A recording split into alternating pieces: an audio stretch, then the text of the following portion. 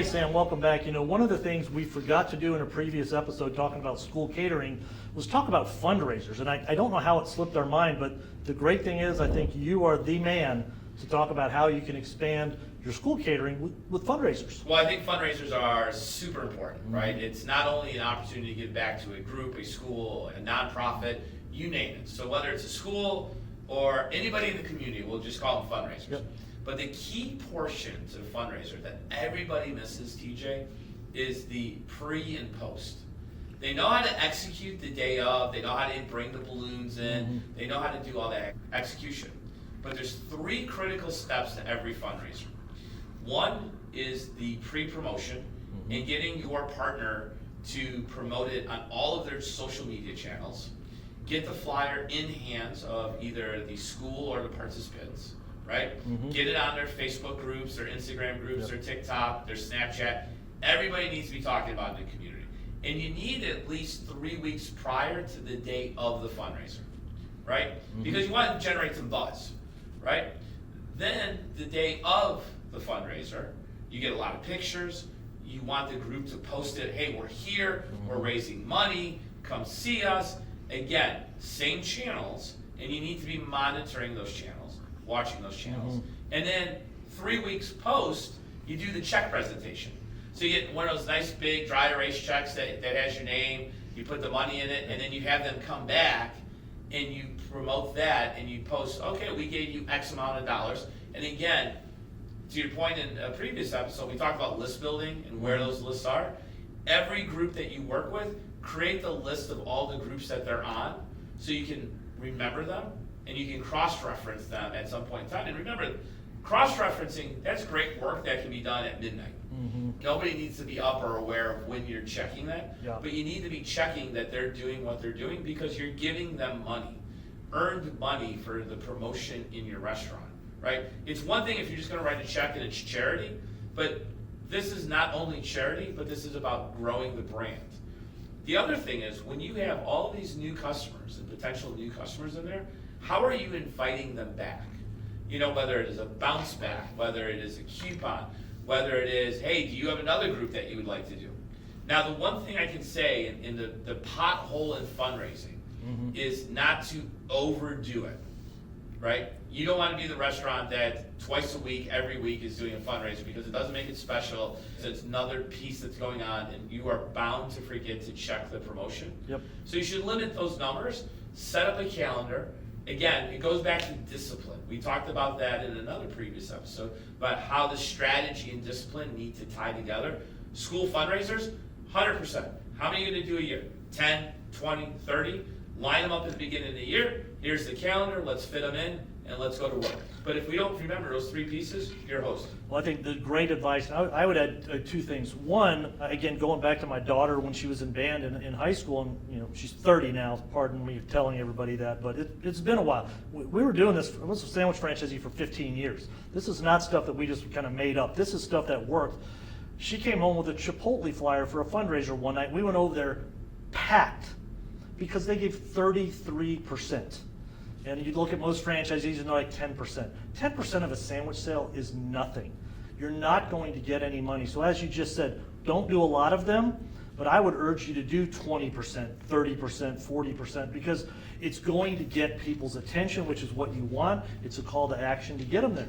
I think the second piece that I learned, didn't know it at the beginning, was I want this to be as successful for them as possible, which means it'll be successful for us. So what we started doing was in your pre-promotion kind of step 1 is we told them, look, let's get the teachers to order that week because it'll count for the give back. Well, now all of a sudden I got 150 orders at $8, and I got $1,200 going toward that total. And maybe you just give them $1 a box lunch back instead of 20 or 30%. I get that part. But the other thing we did is we said promote to all the parents that if they'll cater for their company, their office, their school, their team, I don't care what, that whole week of the fundraiser night, we'll put that total toward their gift back. Now all of a sudden you have people ordering $200, $300, $400. They'll pick it up and they'll drive it to their office, or they'll order it for their pharmaceutical rep for a doctor's office. Well, now all of a sudden you get $2,000 or $3,000 worth of catering that week on top of that. Whew, that was a great fundraiser.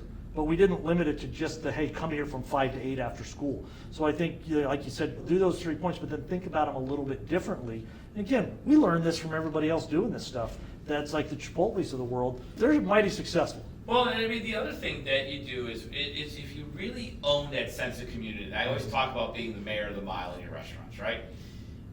Why not invite in some of the other community partners?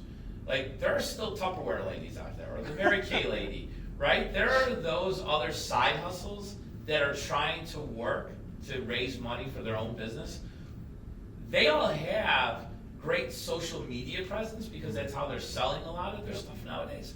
But why not bring them in and let them use a table in the restaurant? Why the community, like something that's going on. To the point with the school, let the boosters come in and sell t-shirts and sweatshirts, right? Or when you're doing it, create a little competition. If you have two different schools, you have two different community nights, or two high schools, you create a rivalry, right? And then it's one and then the other, and then you can do something neat for the winner or the loser in terms of maybe a menu item or just the bragging rights every year, and create a trophy that could go between the two schools or three schools or four schools. But again, have fun with it and get the community involvement, because that's how you start to build it. Because to your point, you just hit the nail on the head right there. All of those parents that are coming in for a community or community partners, whether it's a church group, whatever nonprofit is, they all have jobs. Yep. And their jobs need food. So again, creating the fishing in the barrel, how many new barrels did you just open yourself to that you may or may not even know about? Yeah, I think to wrap this up is two things. One is parents are very, very supportive of the groups that support their kids. So, or their church or those kind of things. So where we can help as business owners in the community, we're often thought of, oh, it's a chain, it's a corporate store. No, many of us were franchisees. We are a locally owned business. Being involved in the community, when the parents see that, they're going to be more likely to support us because we've put a face to that brand instead of, oh, it's just one of the other locations around here. I think secondly and lastly is the first three letters of fundraiser are FUN. So as you just described here, make those fundraisers fun, figure out some new and unique ways to drive people in so that the parents don't see it's just the same old thing. Let's go over there and have fun because they're competing against another school, or we can get some other, some vendors that are there to have some fun, make it a great time, and that's how you really drive sales and ultimately drive catering. Yeah, and remember that if you're doing it right and you're stretching it out the first year, think about it in terms of 3 weeks before, the week of, 3 weeks after. So you start with 6 a year, Yep. right? And you just cycle that in. And then as you get more comfortable and more confident, you can build it. Yep. Don't bite off more than you can chew. Do them, to your point. I love what you just said. Create fun. That's the first three letters. So let's have some fun. Cool, let's go.